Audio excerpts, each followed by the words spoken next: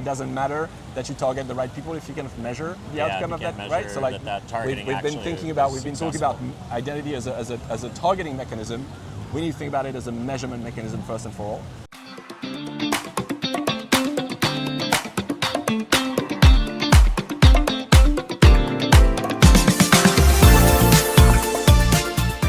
What's going on, everybody? Welcome back to another edition of the Ad Podcast. We've got Mathieu Roche, the co-founder and CEO of ID5. We're out here in the main thoroughfare, getting a little ambiance, staying out of the sun. Mathieu, thanks for coming on. Well, thanks for having me, Dylan. It's a pleasure. So for those that aren't familiar, tell the audience a little bit about yourself and who is ID5, where do they sit in the ecosystem of CAN and the broader marketing stack? Yeah, so ID5 is an identity company. I'm the CEO and co-founder of the business. We started in 2017, and our job is to make advertising addressable and measurable. So we allow for targeting, we allow for frequency capping, we allow for measurements, and we do that by working with publishers, media owners, technology companies who power digital advertising, so really kind of the infrastructure layer that powers digital advertising. I love it. So mainly you sit on the supply side then? So you guys basically come in under supply and then help SSPs, DSPs essentially understand more about who the people are that are coming through those sources of inventory so they can be targeted. We really see, like, everything starts with the supply, right? We need supply to be enriched with ways for buyers to recognize the people. So we work with, again, media owners to make sure that there is an ID when an ad is being put up for sale. And so we work with publishers, we work with SSPs and DSPs, so the whole technology chain. But we also work with brands and agencies that have information about customers, and then be able to apply that information. First-party data such as purchase, cookie data, behavior, demographic, whatever that is. We help them. Ramp IDs for media spend where they can do retargeting, stuff like that. So not Ramp ID because the ID5 ID is the better version of the Ramp ID. Right, good to hear. Sorry, that's my context in which I think about first-party data segments. So, and it's listen, it's a 2.2 billion benchmark. So I'm not going to say I don't like it. It's an amazing company, but effectively we think that especially with LiveRamp, being required by Publicis, there is a lot of room for other. There's a little bit of grading your own homework. So absolutely, yes. Okay, got it. Awesome. All right, so what are some of the more exciting things that are happening on the innovation side in the world of ID and identification and audience classification, if you will? Our industry is never short of innovation and buzzwords. Everybody's talking about AI, right? And so when we think about identity, AI is really how AI impacts consumer journey. Really has a profound impact on identity. For years in advertising, we've tried to remove bots because we consider it to be bad. Bots are bad. Bots are we didn't want to count. We didn't want to count traffic from bots. We didn't want to serve ads to bots. But now bots actually represent customers. That's interesting. I haven't. So that's the first time I've heard that. So bots are not a bad thing necessarily in a world of agentic where you've got these bots that are going out into the internet. They are sourcing information and at the end of the day pulling that into an LLM or a chatbot and can surface that to a customer. So at the end of the day, you want that bot to go out and communicate with your exactly because again, identity is like recognizing the interactions along the purchase funnel, right? And sometimes those interactions are done by humans, right? You serve an ad to a person and the person goes into a store. We can track that with current traditional identity capabilities, but now you have agents, right, being served ads so that they can recommend certain brands or certain products, right? And so you need to understand agentic advertising and human conversions, or vice versa, human advertising leading to agentic conversion. I'm going to ask Claude to go and book a ticket for me, for instance, right? And so we need to think about identity as an extension of just the human, but also the agents that represent the human. And it's a real big challenge that we don't have to solve today because it's still the infancy of that world, but like in the next few years, if more we and more people are going to trust their transactions. So understanding agentic behaviors and how it impacts the purchase funnel and how we can track, understand kind of agents representing people on advertising or conversion interactions is going to be really important for brands in the future. Yeah, that's interesting. So, a lot of times we looked at signals like, what web pages people visited, what they searched for in Google, and it was kind of like a bit of a monolith, right? Because now people are putting huge queries into LLM. Sometimes they're cut and pasting pages before they enter their prompt into AI, but they're also having a conversation. So they might start with a prompt and then have 10 follow-up questions before they feel like they're satisfied with their answer, and then they're going to go action on that information that they found.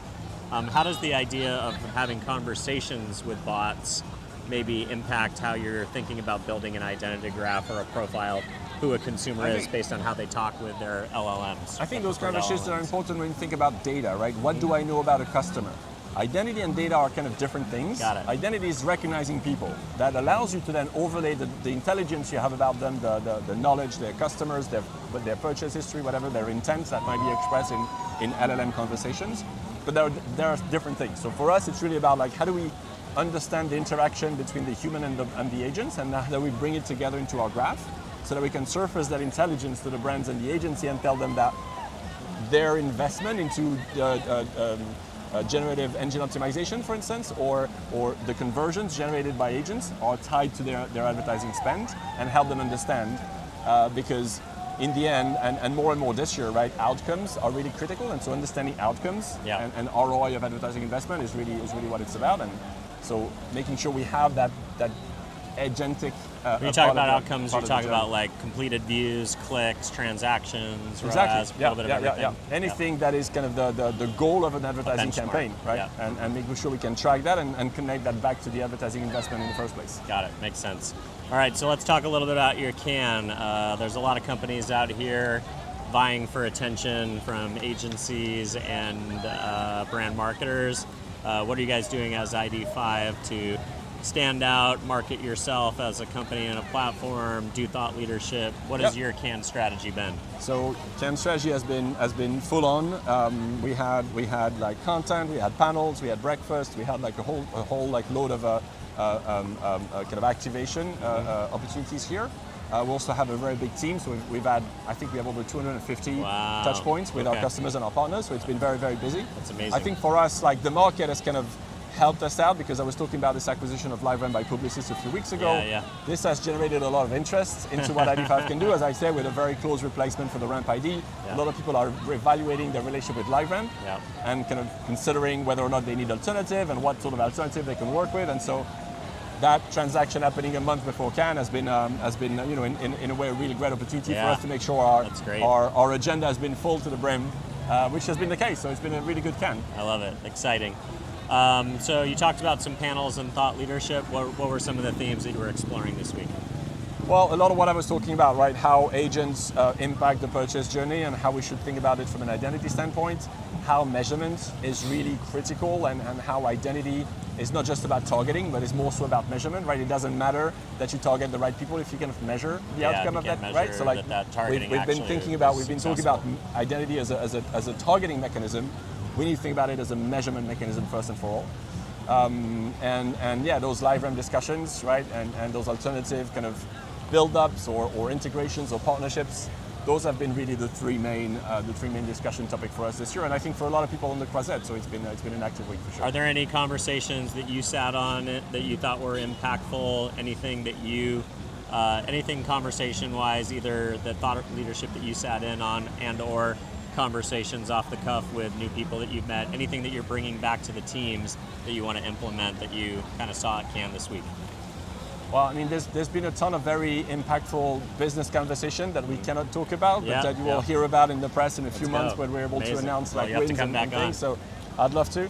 I think one of the interesting conversations we had behind closed doors was with the Unplugged Collective, where we talked about AI and the impact of AI on organization, which was more like me as the CEO, and like thinking about how we think about AI to empower our teams at ID5.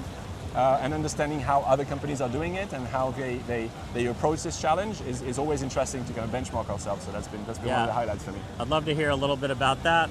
Can you tell me a little bit about how that actually shows up for you in the how are you guys using AI most successfully within your organization to think about how to unleash creativity, unleash productivity? How is AI implementing, like you mentioned, the culture of ID5? So we had like a month ago, we had a company offsite where we had a full section dedicated. Nice. It was sort of a hackathon. It was like really focusing on kind of best practices and kind of applications of AI. We've enabled Claude for our entire company, and we have some very kind of advanced power users who were like more like mentors or more like, facilitators of the discussion. And what was really exciting is that they came with their use cases and how they've deployed Claude and built skills and built capabilities in Claude and schedule tasks and all those things to make their life easier.